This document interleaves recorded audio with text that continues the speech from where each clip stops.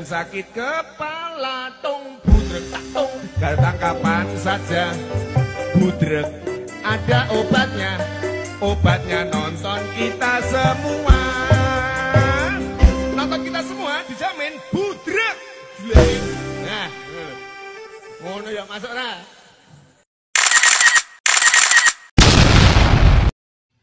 Halo, ngomong-ngomong tentang bidang ekonomi, direspon bangsa Indonesia terhadap kolonialisme dan imperialisme terjadi karena penjajahan samudera yang dilakukan oleh bangsa Eropa, yaitu seperti bangsa Portugis, Spanyol, Inggris, yang melakukan penjelajahan ke Nusantara, atau bisa dibilang datang ke Nusantara untuk mengambil rempah-rempahnya.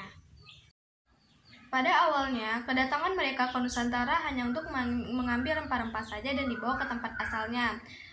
Ternyata mereka memiliki tujuan lain. Mereka membentuk kongsi dagang untuk menghindari persaingan dengan bangsa lain dan bangsa sendiri yang akan merugikan satu sama lain. Dan mereka membentuk kongsi dagang yang dinamakan VOC atau Persekutuan Dagang Belanda. Mereka ingin menguasai rempah-rempah di Indonesia dengan cara praktik monopoli. Sistem monopoli perdagangan hanyalah membuat rakyat Indonesia sengsara. Rakyat Indonesia tidak dapat menjual rempah-rempah secara bebas dan rempah-rempah rakyat Indonesia dijual secara murah oleh pemegang monopoli perdagangan. Akibat dari praktik ini, banyak rakyat Indonesia yang merasa dirugikan dan kekecewaan rakyat Indonesia dan juga petinggi daerah. Semenjak itulah terjadi perlawanan di setiap daerah di Indonesia atau di Nusantara.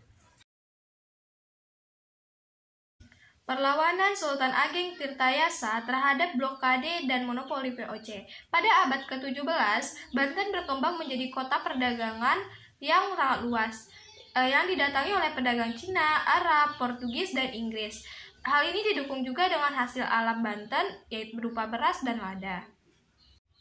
Bukan hanya potensi alam Banten saja, Banten juga berletak strategis. VOC menjadikan Banten sebagai pusat pertemuannya, atau Belanda memilih Banten sebagai Rendezvous, yaitu pusat pertemuan, kantor-kantor, fasilitas-fasilitas pengangkutan laut.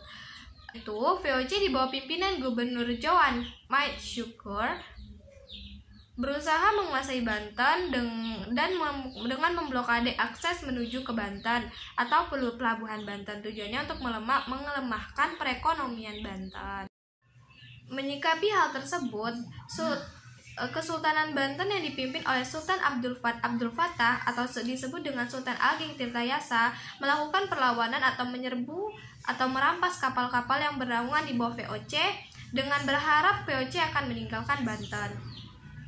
Peperangan antara Banten dan VOC pun terjadi. Untuk memperkuat pasukan Kesultanan Ageng Tirtayasa meminta Banten kepada Inggris, Denmark, dan juga Prancis. Sedangkan VOC juga meminta bantuan kepada Ternate, Bali, Makassar, Kejawaan, dan Bugis. VOC merasa kewalahan dengan serangan Banten, dan Banten terus-menerus membuat VOC kedudukannya semakin terdesak. VOC menggunakan siasat adu domba antara Sultan Ageng Tirtayasa dan putranya Sultan Haji. VOC menghasut Sultan Haji untuk mengambil tahta ayahnya. Ternyata Sultan Haji belum mampu juga untuk menaklukkan Banten. Dengan tipu muslihat pasukan VOC yang dibantu oleh Sultan Haji berhasil menangkap Sultan Ageng Tirtayasa. Sultan Ageng Tirtayasa dipenjarakan di Batavia dan meninggal pada tahun 1692. Sultan Haji sendiri akhirnya naik tahta dengan restu VOC, memerintah dari tahun 1682 sampai dengan 1687. Pada tanggal 17 April 1684, Sultan Haji menandatangani perjanjian dalam bahasa Belanda, Jawa, dan Melayu yang berisi perjanjian 10 pasal. Perjanjian inilah yang menandai berakhirnya Kesultanan Banten, yang dimulainya monopoli VOC atas Banten. Dengan demikian berakhirlah Kesultanan perlawanan Sultan Ageng Tirtayasa. 2. Perlawanan Makassar terhadap monopoli VOC. Perlawanan Kerajaan Makassar terhadap VOC yang dipimpin oleh Sultan Hasanuddin. Keinginan VOC untuk melakukan praktik praktik monopoli perdagangan ditentang oleh Sultan Hasanuddin karena Sultan Hasanuddin menerapkan perdagangan bebas di wilayahnya. Pada tahun 1667, Sultan Hasanuddin memimpin pertempuran melawan VOC yang dipimpin oleh Spelman. Dalam perang itu, VOC melaksanakan politik divide et impere. Untuk itu, VOC berusaha mengungkit permusuhan lama antara kerajaan Goa dan Bone. Raja Bugis Bone yang bernama Arupalaka berhasil dihasut oleh VOC agar melawan Sultan Hasanuddin. Selain mendapatkan bantuan dari Arupalaka, VOC juga mendapatkan bantuan dari kerajaan Ambon di bawah pimpinan Kapiten John Kerr. Perlawanan rakyat Saparua menjalar ke Ambon, Seram, dan pulau-pulau lainnya.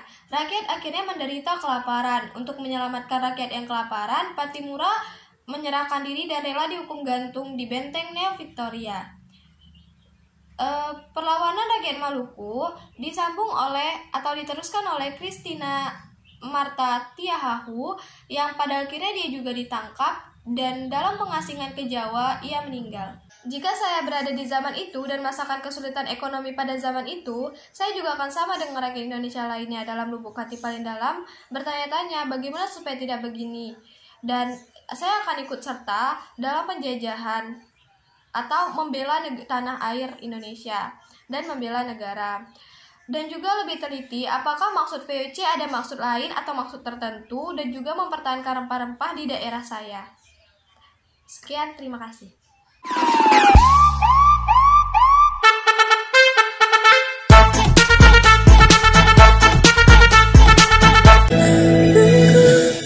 잘못했어 내 마음이 벗어날 수도 없이 사랑에 빠져버렸어.